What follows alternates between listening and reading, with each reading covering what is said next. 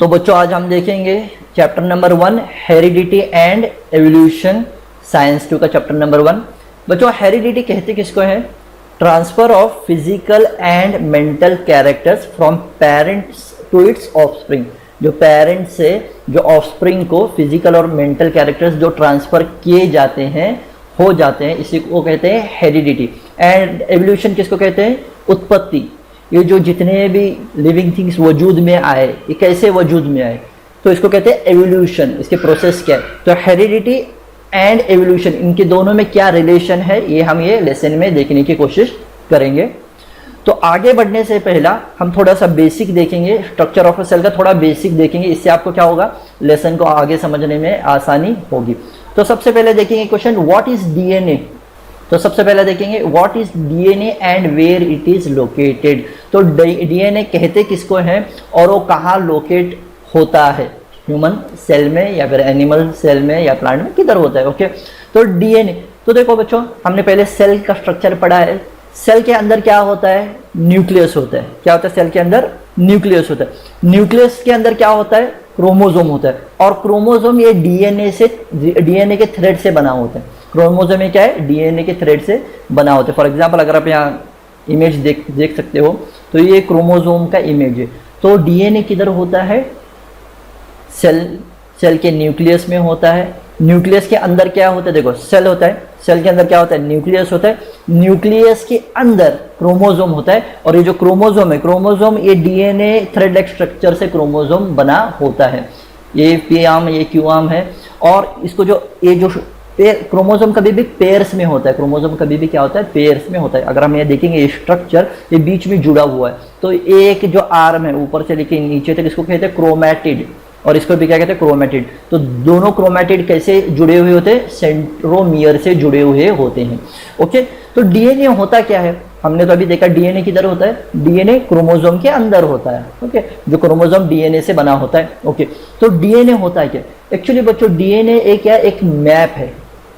मैं एग्जांपल दे रहा हूँ, डेफिनेशन वगैरह हम नहीं देखेंगे, वो आगे देखेंगे। तो डीएनए क्या? एक मैप है, map of a human being, कि ह्यूमन बीइंग के आंख कैसे होंगे, हाथ कैसे होंगे, पैर कैसे होंगे, उसका कलर कैसे होगा, बाल का कलर कैसे होगा, आंख का कलर कैसे होगा, बदन का कलर, आंख का कलर, ये सब पूरा क्या होता है? एक टाइप का मैप होता है। एक टाइप का क्या होता है? पूरा मैप होता है। फॉर एग्जाम्पल अगर हम एक देखेंगे, तो ये डीएनए का स्ट्रक्चर है। अगर हम देखेंगे जब हम बिल्डिंग बनाते हैं, तो एक हमारे पास क्या होता है? एक स्ट्रक्चर होता है, एक मैप होता है ना, कि कैसे मैप बनाना है, पहले क्या बनाना है, बेस कैसा होगा, कितने रूम होंगे, कितने पिलर होंगे। तो डीएनए क्या है? एक ह्यूमन बीइंग का या फिर एनिमल्स का, जिसका भी डीएनए हो, वो क्या होता है? एक मैप होता है। पूरा बॉडी के स्ट्रक्चर का क्या होता है? एक मैप होता है। ओके, नेक्स्ट क्या है? What is a gene and where it is located. तो जीन क्या होता है? जीन एक डीएनए का एक सेगमेंट होता है। जीन क्या होता है? एक डीएनए का सेगमेंट होता है। फॉर एग्जाम्पल ह्यूमन बीइंग ले लो, तो डीएनए मतलब क्या ह्यूमन बीइंग का? कि पूरा ह्यूमन बीइंग कैसे होगा, उसका हाथ कैसे होंगे, पैर कैसे होंगे, नाक कैसे होगा, आंख कैसे होंगे, बाल कैसे होंगे, उसका हाइट कैसा होगा, ये पूरा डीएनए में होता है।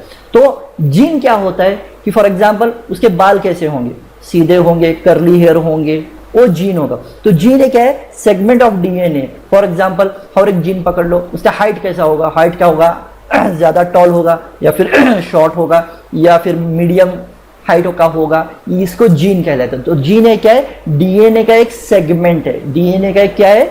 सेगमेंट है। फॉर एग्जांपल हमने एक बिल्डिंग का देखा था, तो डीएनए क्या है? एक बिल्डिंग का स्ट्रक्चर है, उसको कहते हैं डीएनए। बिल्डिंग कैसी बनाने, पूरी बिल्डिंग। तो उसमें क्या होता है? डाइनिंग रूम भी होता है। उसमें बिल्डिंग में क्या होता है? डाइनिंग रूम में होता है, या फिर लिविंग रूम होता है, या फिर हॉल होता है, या फिर किचन होता है। तो वो क्या हो गया? जीन हो गया। वो क्या हो गया? जीन। तो जीन क्या है? डीएनए का एक सेगमेंट, एक हिस्सा है। ओके, नेक्स्ट है व्हाट इज अ अलील। अलील किसको कहते हैं? अलील का ये क्या है? एक फॉर्म ऑफ अ जीन है।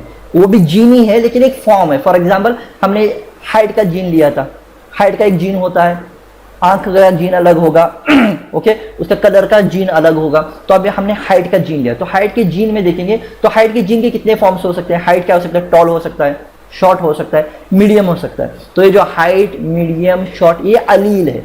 ये क्या है? Forms of a gene. Allele किसको कहते हैं? फॉर्म्स ऑफ अ जीन को कहा जाता है। ओके, तो बढ़ते हैं क्वेश्चंस की तरफ। पूछा है पहला question, which component of the cellular nucleus of living organism carries hereditary characters. तो जो न्यूक्लियस में कौन सा पार्ट है जो लिविंग ऑर्गेनिजम्स के हेरिडिटरी कैरेक्टर्स को कैरी करता है, तो वो क्या है, क्रोमोसोम है। हमने देखा वो क्या है, क्रोमोसोम है। और क्रोमोसोम क्या है, ये माइक्रोस्कोपिक थ्रेड लाइक पार्ट होता है, ओके, धागे जैसा स्ट्रक्चर से बना होता है, उसी को कहते हैं डीएनए। ओके, डीएनए से क्रोमोसोम बना होता है और ये क्या करता है, हेरिडिटरी इंफॉर्मेशन कैरी करता है। हेरिडिटरी इंफॉर्मेशन का मतलब क्या, जो पेरेंट्स के जो फिजिकल और मेंटल कैरेक्टर्स, ओके, उसकी जो इंफॉर्मेशन को क्या करता है, कैरी करता है। और कैसे कैरी करता है, in the form of genes. Genes किसको कहते हैं, सेगमेंट ऑफ अ डीएनए, मतलब हाइट का जीन अलग होगा, आंख का कलर का जीन अलग होगा, उसका कलर फेयर होगा, काला होगा तो उसका जीन अलग होगा, उसके बाल कैसे होंगे उसका जीन अलग होगा। ओके, जीन का मतलब क्या, डीएनए का एक सेगमेंट है। ओके, और क्रोमोसोम का एक डिफाइनिंग फीचर तो है उसका एक कॉम्पैक्टनेस, मतलब थोड़ी ही जगह में बैठ जाता है। कॉम्पैक्टनेस मतलब थोड़ी ही जगह में क्या होता है, बैठ जाता है। तो ह्यूमन बीइंग में कितने क्रोमोसोम्स होते हैं, 46 क्रोमोसोम्स होते हैं,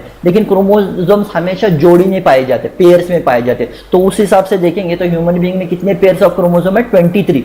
टोटल कितने, 46 क्रोमोसोम्स है, लेकिन पेयर्स, क्योंकि क्रोमोसोम्स हमेशा जोड़ी में होते हैं, जैसे हमने पहले फिगर देखा, तो 23 पेयर्स क्या होते हैं, क्रोमोसोम्स के पाए जाते हैं ह्यूमन बीइंग्स में। If the chromosomes were to be unravelled, अगर ये क्रोमोसोम्स को हम खोलेंगे, ओके, उसको खोलेंगे, धागे को ऐसा निकालेंगे, मतलब थ्रेड लाइक स्ट्रक्चर होता है ना, उसको अगर हम निकालेंगे तो वो रफली 2 मीटर लंबे होंगे। कितने होंगे, 2 मीटर लंबे होंगे। और इसको अगर फीट में कैलकुलेट करेंगे तो 6.5 इसका लेंथ होगा। ओके, नेक्स्ट है, what do we call to the process of transfer of physical and mental character from parents to the progeny. तो वो जो प्रोसेस है जिसमें फिजिकल और मेंटल कैरेक्टर्स पेरेंट्स से प्रोजेनी, मतलब उसके ऑफस्प्रिंग को, उसके बच्चे को जो ट्रांसफर किया जाए, तो उसको क्या कहते हैं, उसी को क्या कहते हैं, हेरिडिटी। वो हमने पहला देखा, उसी को कहते हैं हेरिडिटी। ओके, थर्ड क्वेश्चन है, which are the components of the DNA molecule. तो डीएनए मॉलिक्यूल के क्या क्या कंपोनेंट्स है हमने पूछा गया है। तो डीएनए, इसका फुल फॉर्म है डीऑक्सीरिबोन्यूक्लिक एसिड। ओके, ये क्या है, ये हेरिडिटरी मटेरियल है ह्यूमंस में। हमने देखा डीएनए क्या होता है, ये पूरा मैप है, पूरा एक टाइप का मैप है कि ह्यूमन बीइंग कैसा होगा, या फिर एनिमल कैसा होगा, या फिर प्लांट कैसा होगा। एक पूरा मैप है, पूरा सर कैसा होगा, बाल कैसे होंगे, आंख कैसे होगा, हाथ कैसे होगा, कलर कैसा होगा, इंटेलिजेंट होगा क्या नहीं, ये पूरा एक टाइप का मैप है। और सभी पर्सन के जो बॉडी में सेल्स होते हैं, सभी सेल्स में एक जैसे डीएनए होते हैं, अलग अलग डीएनए नहीं होते। और ज्यादातर जो डीएनए ये न्यूक्लियस में पाए जाते हैं, न्यूक्लियस में पाए जाते हैं। सेल में जो न्यूक्लियस होता है, न्यूक्लियस में क्या होता है, क्रोमोसोम होता है, क्रोमोसोम के अंदर डीएनए होता है और डीएनए के अंदर जीन होता है। देखो, सेल के अंदर, ह्यूमन बीइंग के अंदर सेल होता है, सेल के अंदर क्या होता है, न्यूक्लियस होता है, न्यूक्लियस के अंदर क्या होता है, क्रोमोसोम। क्रोमोसोम किससे बना होता है, डीएनए से। इसका मतलब डीएनए क्रोमोसोम के अंदर डीएनए होता है और डीएनए के अंदर जीन होता है, क्योंकि जीन है डीएनए का एक सेगमेंट है। ओके, तो ज्यादातर जो डीएनए वो कहाँ पाए जाते हैं, न्यूक्लियस में पाए जाते हैं, लेकिन न्यूक्लियस के अलावा भी डीएनए पाया जाता है, वो माइटोकॉन्ड्रिया में होता है, माइटोकॉन्ड्रिया में होता है। डीएनए के क्या क्या कंपोनेंट्स है, 3 टाइप के डीएनए के केमिकल कंपोनेंट्स होते हैं। एक है फॉस्फेट, दूसरा है डीऑक्सीरिबोस, एक टाइप का शुगर होता है डीऑक्सीरिबोस, और 4 नाइट्रोजनस बेसिस होते हैं, एडेनाइन, ग्वानिन, साइटोसाइन और थाइमाइन। ओके, तो ये डीएनए के क्या है, कंपोनेंट्स है। अब लेसन की तरफ बढ़ते हैं, heredity and hereditary changes. What is a gene, तो जीन क्या होता है, तो हमने देखा जीन क्या है, ये डीएनए का एक सेगमेंट है और एक यूनिट है ऑफ हेरिडिटरी इंफॉर्मेशन। यूनिट है, एक हिस्सा, एक पार्ट है हेरिडिटरी इंफॉर्मेशन। हेरिडिटरी मतलब क्या, माँ बाप से का जो फिजिकल और मेंटल कैरेक्टर्स है उसका इंफॉर्मेशन क्या होता है, जीन में होता है, और ये डीएनए का पार्ट होता है। और ये कहाँ होता है, क्रोमोसोम में एक फिक्स्ड पोजीशन में होता है। तो क्रोमोसोम के अंदर डीएनए होता है और डीएनए के अंदर क्या होता है, जीन पाया जाता है। तो अब देखेंगे जोहान ग्रेगर मेंडल, इनके बारे में थोड़ा सा शॉर्ट में देखेंगे। तो जोहान ग्रेगर मेंडल ये पायोनियर ऑफ मॉडर्न जेनेटिक्स है, जो मॉडर्न जेनेटिक्स जो चलते आया है ना। तो देखो, बच्चों पहले से लेकर अब तक बहुत सारे साइंटिस्ट लोगों ने स्टडी किया कि ये जो हेरिडिटरी चेंजेस होते हैं, ओके, इसके क्या राज है, ये इन्होंने स्टडी किया। ओके, इसका स्टडी किया। तो उसमें जो सबसे टॉप पे, जो सबसे पहले जिन्होंने एक्सपेरिमेंट वगैरह करके प्रूव किया, अलग अलग एक्सपेरिमेंट करके, ये कौन है, जोहान ग्रेगर मेंडल है। इसी के लिए इनको कहा जाता है फादर ऑफ मॉडर्न जेनेटिक्स भी कहा जाता है। और ये पायोनियर मतलब स्टार्टर है, इन्होंने स्टार्ट किया मॉडर्न जेनेटिक्स को, इन्होंने स्टार्ट किया। तो इन्होंने स्टार्ट कैसे किया, इन्होंने एक्सपेरिमेंट किया था, पी प्लांट्स को लिया, इन्होंने 7 पी प्लांट्स को लिया सॉरी पी प्लांट्स को लिया और उसके 7 डिफरेंट कैरेक्टरिस्टिक्स को उन्होंने स्टडी किया। जैसे प्लांट हाइट है, उसका पॉड शेप है, जो पी का जो शेप होता है ना पॉड, उसका शेप और कलर, फिर बाद में सीड का शेप और कलर, पॉड का मतलब क्या, कितना जाड़ा है ये है उसका जो पॉड का कलर, सीड का शेप और कलर, और उसका जो फ्लावर का पोजीशन होता है, फ्लावर का जो पोजीशन होता है ना, एक एक टिप पर आता है, एक एक साइड ब्रांचेस के साइड में आता है, ऐसे पूरा उन्होंने, और फ्लावर का कलर, ये सब उन्होंने क्या किया, इसको स्टडी किया और इसको एक्सपेरिमेंट किया पी पर। तो उन्होंने जब एक्सपेरिमेंट किया उनको क्या पता चला, तो उन्होंने क्या किया, अलग अलग प्लांट्स को लिए, पी प्लांट ही लिए, लेकिन कैसे कि येलो पी और ग्रीन पी, येलो पी और ग्रीन पी, और इसको इन्होंने क्रॉस ब्रीड किया, और इसको इन्होंने क्या किया, क्रॉस ब्रीड किया, और क्रॉस ब्रीड करने के बाद में इसके जो ऑफस्प्रिंग, इसके जो बच्चे कह लो, इसके जो ऑफस्प्रिंग प्रोड्यूस हुए, तैयार हुए, तो इसमें इन्होंने देखा कि इसके जो बीज थे, पहले जनरेशन में जो ऑफस्प्रिंग आए, तो इसके जो बीज थे येलो कलर के थे। जब उन्होंने क्रॉस ब्रीड किया, किसको किया, येलो पी और ग्रीन पी को इन्होंने क्रॉस ब्रीड किया, और जो बीज तैयार हुए, उससे जो बीज तैयार हुए, तो वो कौन से कलर के थे, येलो कलर के थे, फर्स्ट जनरेशन में। फिर बाद में सब्सिक्वेंट नेक्स्ट जनरेशन में इन्होंने पाया कि जो ग्रीन पी और जो येलो पी के जो सीड्स तैयार हो रहे थे, ये 1:3 थे। अगर 3 येलो सीड्स तैयार होते हैं तो 1 ग्रीन सीड्स तैयार होता है। क्या है, अगर तीन येलो सीड्स, अगर जो ऑफस्प्रिंग तैयार होते हैं उसके अगर 3 येलो सीड्स तैयार होते हैं, तो 3 होने के बाद में 1 जो सीड तैयार होता है ऑफस्प्रिंग का, ये कौन सा कलर का होता है, ग्रीन कलर का होता है। तो 3 येलो होंगे तो 1 ग्रीन का होता है। तो इन्होंने ये एक्सपेरिमेंट में पाया। फिर बाद में इन्होंने टर्म्स पॉइंट किए कि ऐसे होता क्यों है, ऐसा क्यों होता है कि एक बार येलो हो रहा है, 3 बार येलो सीड्स तैयार हो रहे हैं और एक बार ग्रीन सीड्स तैयार हो, तो ऐसा होता क्यों है। तो इन्होंने रिसेसिव और डोमिनेंट ट्रेट, ऐसे रिसेसिव और डोमिनेंट ट्रेट ये सीड्स में, ये प्लांट्स में पाए जाते हैं। इन्होंने ये टर्म्स को कॉइन किया पहली बार। ये आप डिटेल में नहीं जाते, अगर आपको डिटेल में जानना है तो आप ये गूगल पर जाके देख सकते हो, क्योंकि आपको ये सिलेबस में नहीं है, तो डिटेल में जाएंगे तो वीडियो लंबा हो जाएगा। तो इन्होंने टर्म्स को कॉइन किया, रिसेसिव एंड डोमिनेंट ट्रेट्स को इन्होंने क्या किया। फॉर एग्जाम्पल एक एग्जाम्पल देता हूँ। अब एक बार ऐसा होता है कि एक बच्चा है, ओके, वो अपने बाप के जैसा, उसके बाल उसके बाप के जैसे होते हैं, उसके बाल क्या होते हैं, बाप के जैसा होते हैं। तो इसका मतलब क्या हो गया, तो वो जो जीन था, उसके बाप का जो जीन था इधर डोमिनेंट था, इसके लिए उसके बाप के जैसे बाल हो गए। आंख एक बार माँ जैसी होती है, तो इधर क्या हो गया, उसके माँ का जो जीन है, मम्मी का जो जीन है आंख वाला, ये इधर डोमिनेट कर गया। ओके, रिसेसिव मतलब क्या, जो डोमिनेट नहीं कर गया। ओके, तो डोमिनेंट और रिसेसिव, जो डोमिनेट करेगा वही कैरेक्टर्स वो ऑफस्प्रिंग लेगा। ओके, तो mutational theory of Hugo de Vries, तो आप देखेंगे mutational theory of Hugo de Vries. तो ह्यूगो डी व्राइस 1848 में इनका डेट ऑफ बर्थ पैदा हुए, और 1935 क्या हो गया, इनका डेथ हो गया, और ये डच बॉटनिस्ट थे। तो उनके हिसाब से जो न्यू स्पीसीज फॉर्म होती हैं, ओके, अभी हम क्या देख रहे हैं, एवोल्यूशन देख रहे हैं, ओके, हेरिडिटरी एंड एवोल्यूशन हम देख रहे हैं। तो जो भी न्यू स्पीसीज तैयार होते हैं या पैदा होते हैं, इसमें क्या होता है, ये कंटिन्यूस वेरिएशन से, मतलब थोड़ा थोड़ा वेरिएशन होते होते, कंटिन्यू वेरिएशन होते होते ऐसे तैयार नहीं होते, लेकिन सडन वेरिएशन होता है। लेकिन क्या होता है, सडन वेरिएशन होता है। इसी को इन्होंने नाम क्या दिया, म्यूटेशन। इसी को इन्होंने क्या दिया, म्यूटेशन। देखो और एक बार मैं रिपीट करता हूँ, ह्यूगो डी व्राइस ने क्या कहा कि जो न्यू स्पीसीज फॉर्म होते हैं इसमें कंटिन्यूस वेरिएशंस नहीं होते, मतलब थोड़ा वेरिएशन, थोड़ा थोड़ा थोड़ा कंटिन्यूस वेरिएशन नहीं होता, लेकिन क्या होता है, सडन वेरिएशन होता है, सडन वेरिएशन होता है, और क्या होता है, नई स्पीसीज फॉर्म होते हैं। इसी को इन्होंने नाम क्या दिया, म्यूटेशन। इसी को इन्होंने नाम क्या दिया, म्यूटेशन। और इन्होंने ये भी कहा कि म्यूटेशन ये क्या, हेरिटेबल है। हेरिटेबल का मतलब क्या, कि ये माँ बाप से मिलता है, हाँ, ये माँ बाप से मिलता है, और ये परसिस्ट होता है, कंटिन्यू होता है सक्सेसिव जनरेशन में, मतलब आगे भी कंटिन्यू रहेगा।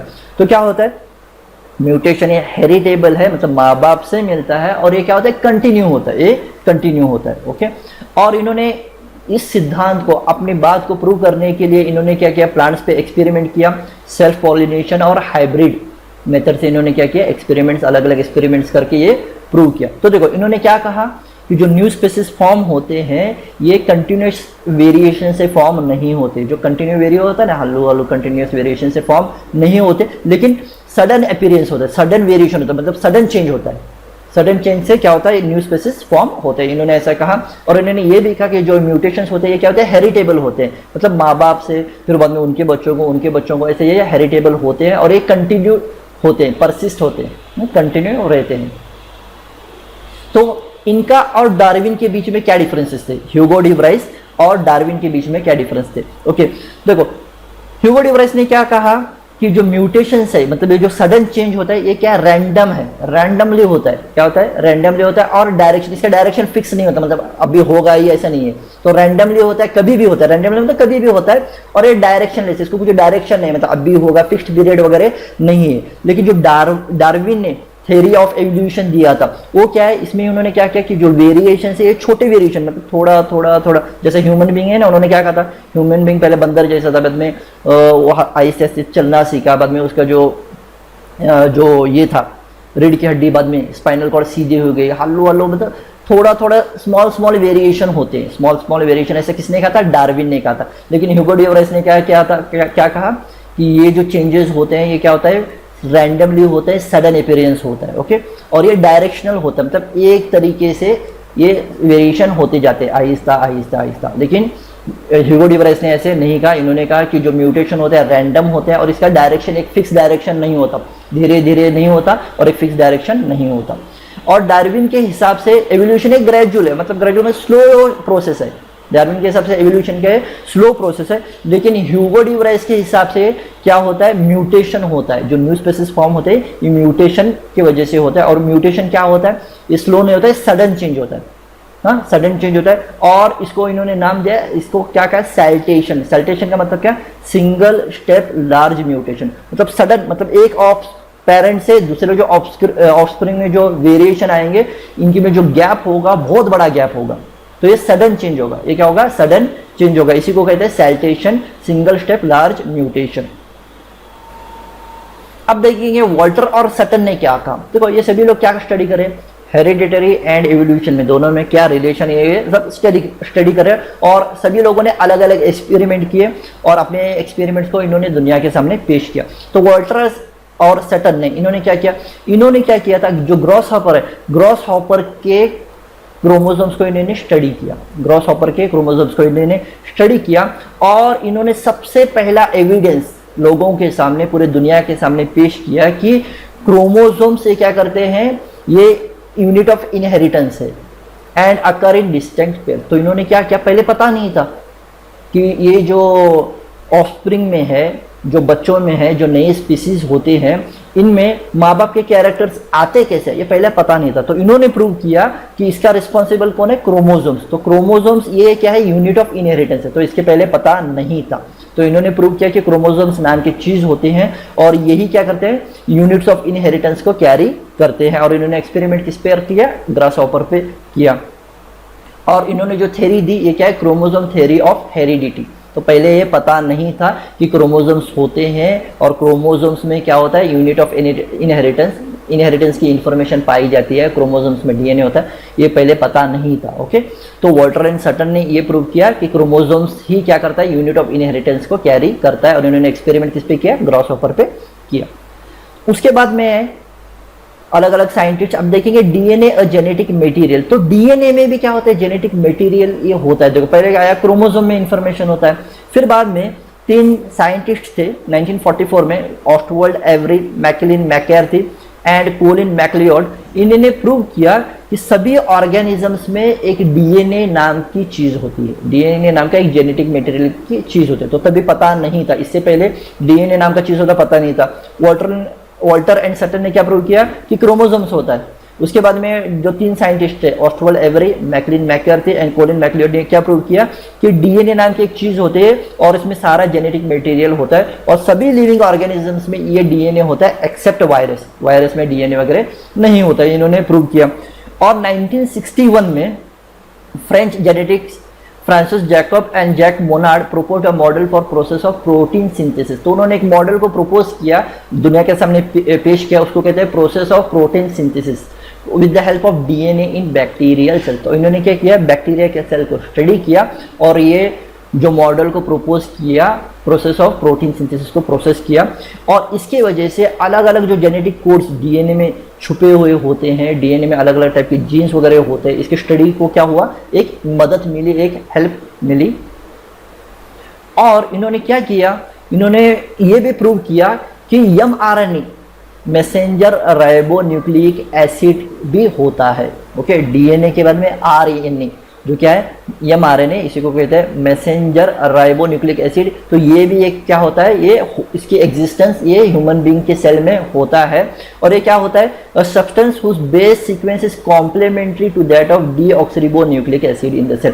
तो ये कॉम्प्लीमेंट्री डीएनए के जैसा ही होता है, कॉम्प्लीमेंट्री उसके जैसा ही होता है। तो एमआरएनए होता है, ये किसने कहा, Francis Jacob and Jacques Monod ने ये कहा कि एमआरएनए होता है, इसी को कहते हैं मैसेंजर राइबो न्यूक्लिक एसिड। और इसका जो ये कैसा होता है, सेम डीएनए के जैसा ही होता है और ये सेल में पाया जाता है। और इन्होंने क्या बोला कि ये जो आरएनए होता है, एमआरएनए होता है, क्या होता है, ये partial copy of gene substance. तो ये कहते हैं पार्शियल, पूरा तरह नहीं होता, पूरी तरह डीएनए की तरह नहीं होता, तो ये पार्शियल कॉपी होता है, मतलब पूरी तरह कॉपी, डीएनए का कॉपी नहीं होता है, एक पार्शियल कॉपी होता है डीएनए का, पार्शियल कॉपी थोड़ा सा होता है, कॉपी होता है। और ये क्या करता है, ये जेनेटिक इंफॉर्मेशन को कैरी करता है other parts of the cell को। तो दूसरे पार्ट्स ऑफ द सेल्स को ये क्या करता है, ये जेनेटिक इंफॉर्मेशन कैरी करता है। कहां से कैरी करता है, डीएनए से कैरी करता है, किसको, other parts of the cell को कैरी करता है। इसी के लिए इसको क्या कहते हैं, मैसेंजर आरएनए कहा जाता है, मैसेंजर, क्योंकि ये कैरी करता है, मैसेंजर आरएनए इसको कहा जाता है। देखो ये सब किसने प्रूव किया, फ्रांसिस जेकब और जैक मोनार्ड ने ये प्रूव किया। Okay, they also found that in a normal cell the balance between a regulator and structural genes enable the cell to adapt to varying conditions। तो इन्होंने ये भी find out किया कि जो नॉर्मल सेल में तो रेगुलेटर जीन्स होते हैं और स्ट्रक्चरल जीन्स होते हैं। देखो क्या होता है, रेगुलेटर जीन्स होता है और स्ट्रक्चरल जीन्स होते हैं, और उनके बीच में जो बैलेंस होता है, उनके जो बीच में जो बैलेंस होता है, उस वजह से सेल को क्या होता है, मदद मिलती है अडेप्ट करने के लिए अलग अलग कंडीशंस को। तो अलग अलग कंडीशंस को अडेप्ट करने के लिए जो सेल को मदद मिलती है, किसकी वजह से मिलती है, due to the balance between regulator and structural genes. Okay, and in an interruption in this balance however can stimulate the production of new enzymes that can prove either beneficial or destructive to the cell। अगर ये regulator और structural जो jeans है, देखो regulator और structural genes के बीच में एक बैलेंस है, अगर ये बैलेंस खराब हो गया ये बैलेंस इंटरप्ट हो गया, तो इसमें क्या हो जाएगा कि ब्रेन क्या करेगा, एक नए एंजाइम्स को प्रिपेयर करेगा, ब्रेन क्या करेगा, नए एंजाइम्स को प्रोड्यूस करेगा, बॉडी में प्रिपेयर करेगा। तो ये जो नए एंजाइम्स होंगे, इसकी वजह से क्या होगा, बॉडी को बेनिफिशियल भी हो सकता है या फिर नुकसानदायक भी हो सकता है। तो ये सब किसने प्रूव किया, किसने प्रपोज किया, ये फ्रांसिस जेकब और जैक मोनार्ड ने क्या किया, प्रपोज किया। तो पहले तो इन्होंने क्या प्रपोज किया, इन्होंने थ्योरी भी दी, क्या है, process of protein synthesis, model of process of protein synthesis इन्होंने प्रपोज किया। और इन्होंने ये भी कहा कि एमआरएनए होता है, एमआरएनए क्या है, मैसेंजर राइबो न्यूक्लिक एसिड। और ये एमआरएनए क्या होता है, ये पार्शियल कॉपी ऑफ डीएनए होता है, पार्शियल कॉपी ऑफ डीएनए होता है। और ये काम क्या करता है, ये क्या करता है, जेनेटिक इंफॉर्मेशन को कैरी करता है other parts of the cell को, डीएनए से लेकर other parts of the cell को जेनेटिक इंफॉर्मेशन क्या करता है, ये कैरी करता है। और इन्होंने क्या कहा कि रेगुलेटर और स्ट्रक्चरल जीन्स होते हैं और इनके बीच में क्या होता है, बैलेंस होता है, और ये बैलेंस की वजह से ही सेल क्या करता है, अलग अलग कंडीशंस को अडेप्ट करने की क्षमता रखता है। लेकिन अगर ये जो बैलेंस है, इसके बीच में रेगुलेटर और स्ट्रक्चरल जीन्स के बीच में अगर बैलेंस इंटरप्ट हो गया, इसमें चेंज आ गया, तो क्या हो जाता है, बॉडी जो हमारा ब्रेन है क्या करता है, एंजाइम्स को प्रोड्यूस करता है। और ये एंजाइम्स क्या हो सकते हैं, बॉडी को बेनिफिशियल भी हो सकते हैं, नुकसानदायक भी हो सकते हैं। अब देखेंगे रिकॉम्बिनेंट डीएनए टेक्नोलॉजी। तो रिकॉम्बिनेंट डीएनए टेक्नोलॉजी किसको कहते हैं, joining together of DNA molecules from two different species that are inserted into a host organism to produce new genetic combination that are value to science, medicine, agriculture and industry। तो recombinant DNA technology मतलब क्या कि DNA molecules को combine करना दो अलग अलग species से, दो अलग अलग स्पीसीज को लेना, उनमें से दोनों के डीएनए मॉलिक्यूल्स को लेना, इनको कंबाइन करना और इनको दूसरे ऑर्गेनिज्म में इंसर्ट करना। दो अलग अलग स्पीसीज से क्या करना, डीएनए मॉलिक्यूल्स को लेना, कंबाइन करना और इनको होस्ट ऑर्गेनिज्म में मतलब जिस ऑर्गेनिज्म में ये डीएनए मॉलिक्यूल को इंसर्ट किया जाएगा उसको होस्ट ऑर्गेनिज्म कहते हैं। उस ऑर्गेनिज्म में ये डीएनए मॉलिक्यूल को क्या करना है, इंसर्ट करना to produce new genetic combination. तो इसकी वजह से क्या होगा, जो होस्ट ऑर्गेनिज्म होगा इसमें नया जेनेटिक कॉम्बिनेशन तैयार होगा और इससे क्या होगा, साइंस को, मेडिसिन को और एग्रीकल्चर में और इंडस्ट्री में फायदा मिलेगा। आप साइंस 2 का ही चैप्टर नंबर 8 देख सकते हैं, cell biology and biotechnology, ये वीडियो मैंने अपलोड किया, इसमें डिटेल में इसके बारे में बताया गया है। तो रिकॉम्बिनेंट डीएनए टेक्नोलॉजी किसको कहते हैं? दो अलग अलग स्पेसीज से डीएनए मॉलिक्यूल्स को लेना और उनको किसी और ऑर्गेनिज्म में क्या करना, इंसर्ट करना, इसी को कहते हैं recombinant DNA technology. The science of heredity is useful for diagnosis. तो ये जो साइंस है ये यूजफुल किसके, डायग्नोसिस के लिए यूजफुल है, अलग अलग बीमारी का जो ट्रीटमेंट करने के लिए यूजफुल है। और जो हेरिडिटरी डिसऑर्डर होता है, जैसे माँ बाप को कोई बीमारी होगी तो बच्चों को भी होने के चांसेस है, जैसे कैंसर है, डायबिटीज़ है, ओके, तो ये बच्चों को भी ऑफस्प्रिंग में भी चला जाता है। तो इससे भी हम क्या कर सकते हैं, ये जो साइंस है रिकॉम्बिनेंट डीएनए टेक्नोलॉजी की मदद से हम क्या कर सकते हैं, सारी बीमारियों को दूर हम कर सकते हैं। और ये टेक्नोलॉजी एनिमल्स में भी यूज़ की जा रही है, प्लांट्स में भी यूज़ की जा रही है। आप चैप्टर नंबर 8 में इसका पूरा डिटेल में देख सकते हो। और इंडस्ट्रीज में भी यूज़ किया जा रहा है, मिल्क प्रोडक्शन में वगैरह भी, फर्टिलाइजर बनाने में, बहुत जगह इस्तेमाल इसका किया जा रहा है। चैप्टर नंबर 8 में इसका पूरा डिटेल में दिया हुआ है।